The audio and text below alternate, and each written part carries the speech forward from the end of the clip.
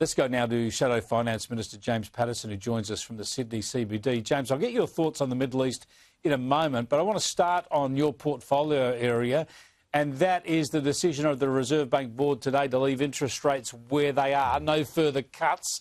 What does that tell us about where we're heading?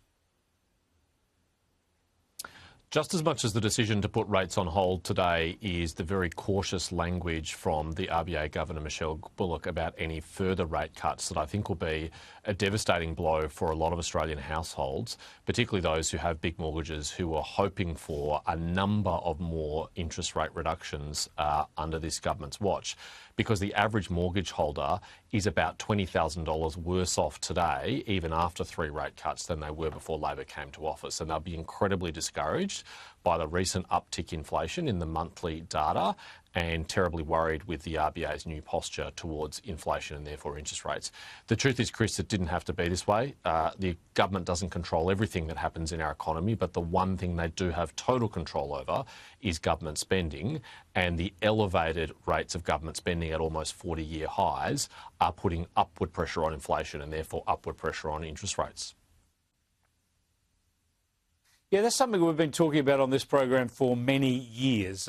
Of course, high levels of government spending feed into inflation. Now, the Albanese government knows that. Jim Chalmers must know that. Yet, as you say, the new analysis today shows that spending's at 40-year highs. If you take the pandemic spending out of it, they just continue to increase government spending to these record levels. Now, there are consequences, right? If you're going to have such a big share, such big spending from government, there are consequences. Do you believe that this inflation genie is not quite back in the bottle yet?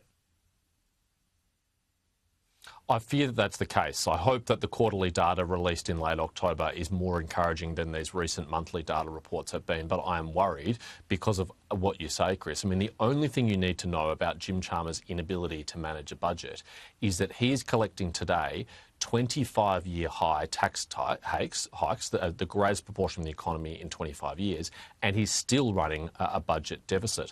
The last time a government was collecting this much tax as a percentage of GDP was the Howard Costello government, when they were running huge budget surpluses to pay down Labor's debt, and when they finished doing that, they gave us some of the largest tax cuts as a proportion of the economy in our history.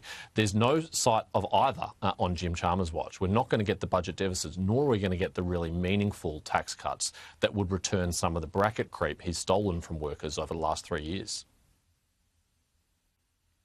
Yeah, it's a hell of a worry. We'll talk to you in coming months and years, no doubt, about where some of that spending can be trimmed in the years to come. But it's got to be constrained. There's no doubt about that. I do want to get your thoughts, given your background and expertise in foreign affairs and defence issues, on this latest deal proposed by Donald Trump. It certainly is an ultimatum to Hamas, isn't it? But there can be no logical or rational or humanitarian reason for Hamas to reject this deal.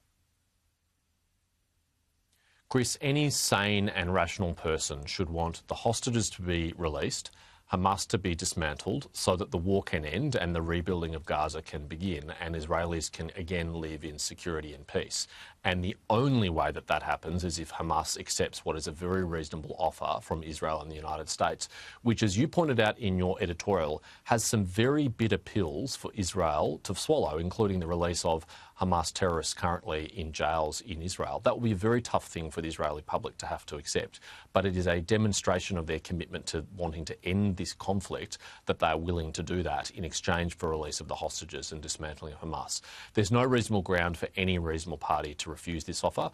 I fear, though, as you do though, that Hamas will either refuse to accept it or will accept it in name only and continue to wage their campaign of terror against Israel.